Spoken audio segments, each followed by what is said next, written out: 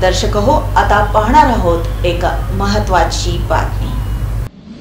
बुधवारी 11 जून रोजी सकाळी 10:30 वाजण्याच्या सुमारास सोलापूर पुणे महामार्गावरील भुईंजे गावाजवळ मुंबई येथून शेडम येथे जात असताना एका सिमेंट वाहतूक करणाऱ्या बलकर क्रमांक MH12RN 8634 ला एका दुचाकी क्रमांक MH11 BJ 5525 न पाठीमागून जोरदार धडक देऊन झालेल्या अपघातातून दुचाकीवरून प्रवास करणारे पती पत्नी गंभीर जखमी झाले असून जखमी व्यक्तींना स्थानिक लोकांनी टेंभुर्णी येथील खासगी रुग्णालयात पुढील उपचारासाठी दाखल केलं।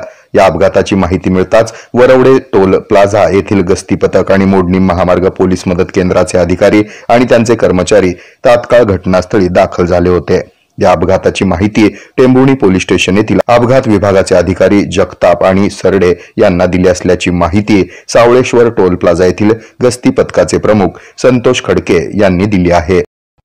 हे आहे मेट्रोकास्ट केबल नेटवर्क आणि आपण पाहत आहात द न्यूज